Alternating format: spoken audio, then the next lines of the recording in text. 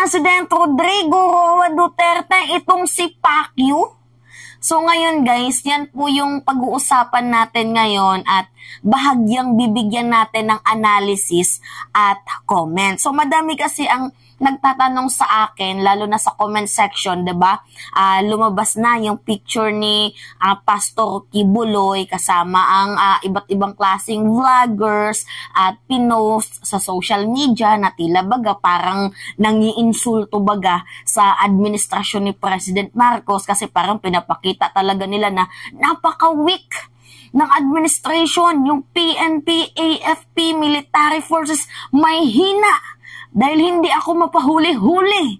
Yan kasi yung parang muka na gustong message ipakita ni Pacquiao sa sambayan ng Pilipino na kahit sino, hindi nyo ko maaaresto. Ako yung pinakamalakas sa balat ng lupa. Lahat ng mga senador lumuluhod sa akin. Diba? Parang ganun yung gusto niyang i-message sa pagmumukha ni Senator Risa Ontiveros at sa administrasyon ni President Marcos. Well, ito namang gobyerno ni President Marcos, hindi naman po ito garapalan na di porket inaway, binatikos siya ng isang kritiko ay ang responde niya, ipategi, ipahuli, ipakulong. So, hindi naman po si President Marcos si Digong, no? Kasi si Digong, alam nyo naman, diba, kapag may mga nagkikriticize sa kanya, kapag ayaw niya, ang mga nagkikriticize sa kanya, sinasampulan niya. Kagaya ng nangyari dito kay former Senator and Attorney Leila de Lima na talagang literal na sinampulan ng 7 taon sa kulungan. Tapos yung mga allegation ay hindi naman pala totoo kasi lahat ay dismiss first, second at yung pangatlo pinayagan na siyang mag-bail kasi mahina po yung kaso laban sa kanya. Now, ito kasing ating administrasyon naniniwala sa rule of law and due process. Kaya pasalamat na lang. Dapat magpasalamat ka, Pacquiao. Dahil nakakaranas ka ngayon ng nakakahingang administrasyon na kung saan naniniwala sa human rights, rule of law and due process itong administrasyon. Kaya sige, mang-insulto ka pa. Pero everything, sabi pa nga sa Bible, 'di ba? When the time is right, the Lord will make it happen. So, kung time na ng reckoning para sa iyo, di yan na yung time mo. Pero kung hindi pa ngayon, abay, makipagpatentero ka muna sa batas. So, ngayon guys, 'di ba nga, maraming nagtatanong sa akin na, Mima, tinago ba ni FPRRD itong si Kibuloy?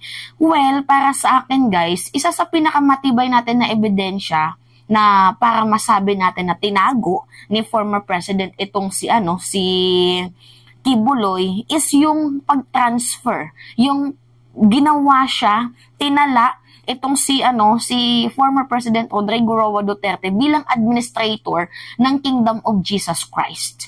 So yun po yung pinakamalalim natin na ebidensya na para masabi natin na tinago or di kaya pinoprotektahan ni former President Duterte itong si Kibuloy. Siguro hindi tinago guys kasi kung sa Davao lang naman, itong si Kibuloy, balwarte yan ng mga Duterte. So, hindi niya na kailangang magtago. So, yung mga police, AFP, military forces, ang magtatago talaga doon. Kasi, nandun siya sa balwarte ng Davao. But anyway, kagaya nga ng sinabi ko sa inyo, I think hindi ata tama yung term na tinago. Kasi, ang tinago kasi, kapag hinahanap na siya ng batas, hindi pa naman po siya nabibigyan ng warrant of arrest. So, hindi pa naman talaga siya aarestuhin. So, ngayon nga guys, yung update natin, merong 4 pa lang.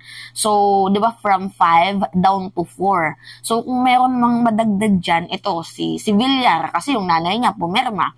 So, si Amy, si Cynthia, si Go, tapos si Robin. Itong si JB kasi nag-back out na siya. Pero yung pag-back out niya, alam nyo naman na may dark interest din. Nakausapin itong si Risa Ontiveros para gawing, tawag dito, online, virtual na lang yung pag-attend niya sa hearing. So ginawang sacrificial lamb itong si JV Ejercito. But anyway, itong 4 na to, kung madadagdagan man to, I think si si Villar. Kasi yung nanay niya, di ba, pumirma na. So, I think yung son, pipirma din yan. Pero, kung ako si Villar, wag mo nang isakripisyo yung pangalan mo kasi alam mo nang magiging useless na yung boto mo kasi 2 araw na lang from this moment. Anong petsa ngayon? 11. 1 araw na lang. Yes, guys, 11 ngayon. Bukas, 1 araw na nga lang ang pagitan, 'di ba? The time is ticking up for Robin Hood Padilla para habulin itong natitira pang 4 na pirma. And I think hindi niya na to kayang mahabol. So kung may pipirma man diyan, siguro sa tingin ko si Villar kasi yung nanay niya pumirma, I think yung anak pipirma din yan. But anyway, ito na nga guys, no, na naghabol na sila. So, ngayon, ang nangyari kasi guys, di ba itong si former President Duterte, pinakamatibay nating ebidensya, yun na nga, yung pag-transfer ng, yung paggawa sa kanya, pagtalaga bilang administrator ng Kingdom of Jesus Christ. So, hindi ata right term para sa akin, ulitin ko ulit hindi right term yung tinago. I think, pinoprotektahan. Kasi pag tinago, dapat may warrant na. Wala pa namang warrant. So, I think, hindi siya tinatago ni former President Duterte, pinoprotektahan. So, mas malapit or mas tugma yung yung word na na pinoprotektahan. Kasi imagine 2019 or 2018, basta, yung kaso niyang na-dismiss doon sa Davao, nung tiningnan ng Department of Justice, 'di ba? Department of Justice Secretary na si Boying Remulla, kahit dismiss na, nakitaan nila ng probable cause. So, handa silang ulit maghain ng formal na kaso kay Pacquiao kasi talaga nga naman guys, panahon ni former President Duterte yon. And itong si Kibuloy, malakas kay Digong. So, same feathers flocks together. So, what do you think? 'Di ba? Malamang magkakampihan yung dalawang yan, lalo pat may nakabinbin din na parehas na warrant o arrest sa dalawang yan, lalo na pag lumabas yung notice ng tawag dito ng International Criminal Court, abay itong si Digong ay may warrant na din yan. Pero anyways, ngayon, as of the moment, mukhang si Kibuloy pa lang ata ang magkakaroon ng warrant ngayon. So, pero sa madaling sabi, 2 silang mapapatungan ng warrant, kaya 2 silang nagkakampihan. So, kita nyo naman, no, guys? Kaya nga, guys, I feel na itong si former President Duterte, hindi naman sa total, hindi ko masasabi na kinakampihan niya, pero ang alam ko dito is parang pinaprotektahan niya at kitang-kita naman sa mga pictures. Ngayon na nilabas na nila ang picture ni Pacquiao kasama ang iba't ibang vlogger kasi natutunugan na nila at alam na nila yung mangyayaring decision na hindi papabor sa kanila. So, kumbaga, nagimbala na sila. So, I think, malapit na nga malabasan ng warrant of arrest itong si Pacquiao na siyang pinoprotektahan nga ni former President Duterte. Hindi lang natin alam kung yung Davao Police ay effectively arestuhin itong si Kibuloy. So, baluarte kasi nila yung Davao. Hindi natin alam kung kaya ng Police Davao na arestuhin itong si Pacquiao. So, sa mga nagtatanong sa akin dyan na Mima, tinago ba ni FPRRD itong si Kibuloy? I think hindi tinago. Yung sagot dito, pinoprotektahan or kinikilingan niya si Pacquiao. So, maaari nating masabi ulit na tinago ni former President Duterte itong si Kibuloy kung lumabas na yung warrant of arrest tapos hindi pa din siya mahuli-huli. I think doon natin masabi na tinatago na siya ni Kadigungan. Kung may warrant na tapos nag-searching na yung mga police and after that hindi pa din siya mahuli, I think doon dapat tayo magtanong kung tinatago nga ba ni former President Duterte itong si Kibuloy. 'Di ba? So, yun lang po guys. So, binigyan lang natin ng ng bahagyang komento. So, sa tingin nyo guys, pag lumabas na yung warrant of arrest, may possibility bang itago? So, dito na tayo magtanong, may possibility bang itago ni former President Duterte itong si Kibuloy? 'Di ba? Para naman sa akin, big ang chances na itago niya itong si Pacquiao kasi unang-una, magkaibigan sila. Pero nga, napaka-ironic nga, no, na magkaibigan sila.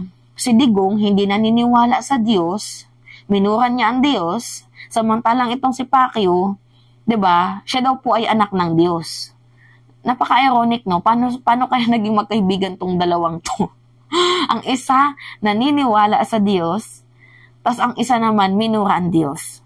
'Di ba? Ang isa naman pinapagtanggol ang mga simbahan, tapos ang isa naman, 'di ba, itong si Digong, minura ang simbahan. Ito namang si Kibuloy, nangangalap ng respeto sa mga tagapangaran. Ito namang si Digong, minura ang obispo. So, hindi ko alam kung paano naging magkaibigan at matalik na magkaibigan itong dalawang to. Magkabaliktad naman sila ng paniniwala. But anyway, yun lamang ho, guys. So, 2 days na lang, 1 day na lang. 1 day na lang, nako. Mukhang ito na yung huling halakhak nga ni Pacquiao, yung pagtanong sa kanya ni Banat Bay na balita ko may baril dito. So, nagtatawanan lang sila, no? So, ngayon, baka yan na ata yung huli niyang halakhak. Diba? Bago siya ma-warrant of arrest. So, anyway, it's me again, guys, si Mima Alicia nyo. At nagbabalik ulit para sa ating panibagong video.